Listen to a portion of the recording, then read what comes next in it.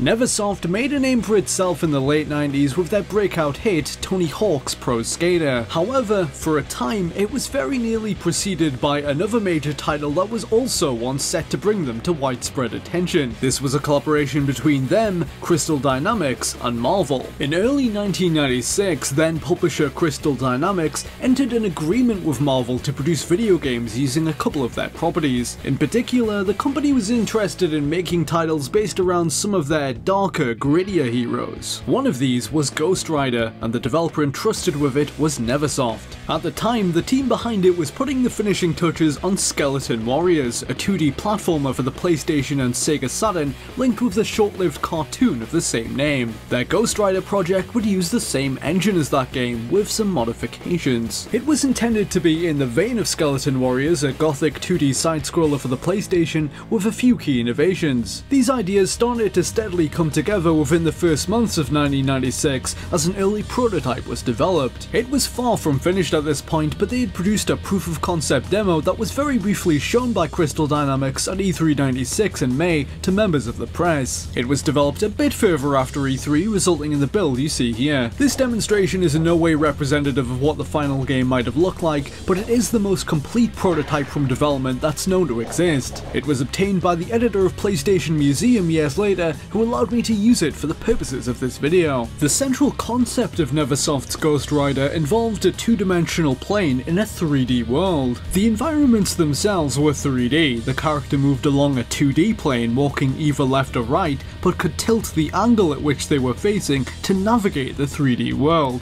moving between the foreground and background. This could be used to, for instance, avoid enemy attacks, view hidden details in the environments, or access platforms and doors located at different degrees of depth in the levels. Design documents recovered from former workers of Neversoft detail the plot which was planned for the game. Like Skeleton Warriors, it was planned to feature pre-rendered CGI cutscenes as its main storytelling device, although none of them actually made it into production over the game's somewhat short lifespan. According to internal notes, it was aiming to include voiceover of some description too. The main villain would have been the vampire goddess Lilith, who's joined by her new allies the demon Zarathos and the immortal Centurious. For years, the three of them have been confined to the shadow side, a neighbouring dimension to our own. The villainess hopes to invade our world by destroying the Circle of Baloth, a powerful amulet which maintains the magical borders between Earth and the shadow side. In the opening segment, they would have succeeded in doing so, shattering it into many pieces, causing the barriers protecting Ghost Rider's reality to weaken. Their demon army commences its invasion of Earth. Meanwhile, Zarathos and Lilith are seeking to unite the three pieces of an ancient artifact known as the Talisman of Power. If completed, it will grant the two of them omnipotence, rendering them unstoppable. The first two shards of the talisman were previously in the possessions of Johnny Blaze and Vengeance respectively, but both have been defeated and their pieces captured by the forces of evil. The remaining fragment is carried by another unnamed Ghost Rider, who is now all that stands between us and the apocalypse. The player controlling the last Ghost Rider must free his fallen companions, reassemble the Circle of Baloth, and defeat this alliance of evildoers. In the game, players would have recovered bits of the Circle by defeating various members of the demon army, the most faithful of which have been rewarded with a piece to protect. The story was essentially a tweaked retelling of an arc from the 90s Ghost Rider comic book run, in which the same characters attempted to gain control of a similar object called the Medallion of Power. Ghost Rider's main weapon in the video game was his iconic Hellfire chain, which could be used in a few different ways. A standard attack would whip the chain forward at enemies, or it could be waved in any direction by holding the attack button and directing it with the D-pad. He could also attach it to street lamps and other structures to swing himself about. In the final game, he would have been able to use his penance stare too. Ghost Rider's energy was represented as a fiery chain in the top left of the screen, which he could grow by killing enemies and collecting their souls. The more souls he gathered, the more deadly his Hellfire chain would become, eventually giving off particle effects like wisps of fire and smoke.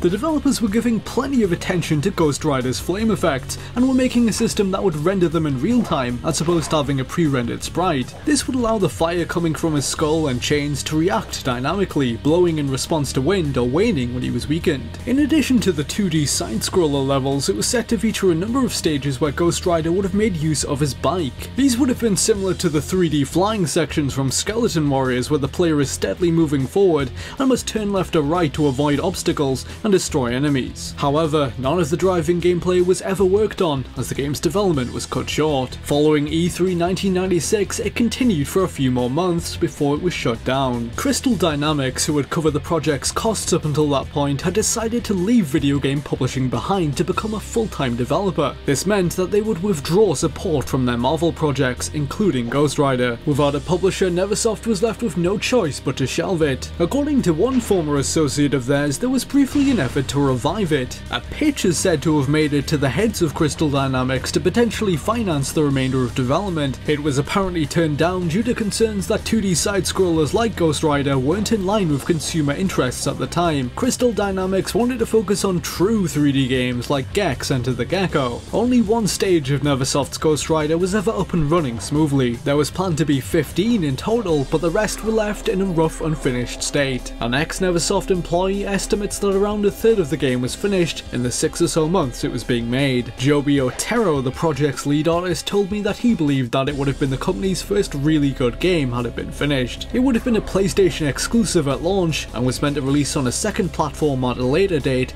but which platform that was supposed to be was never determined. All that remains of the project today is this early exploratory demo made to test some of the team's ideas that were ultimately never given the time to be fully fleshed out. If you've enjoyed this video, please don't forget to subscribe and check out my other videos for exclusive looks at many more lost games just like this one. Hit the annotations to see my video on an open world game based around Marvel's Daredevil, or you can discover some unreleased Star Wars games. Unseen64 is an archive for cancelled, unreleased and unseen video games. You can visit the site at unseen64.net. I've been Liam, I hope this video has been of interest, and have fun.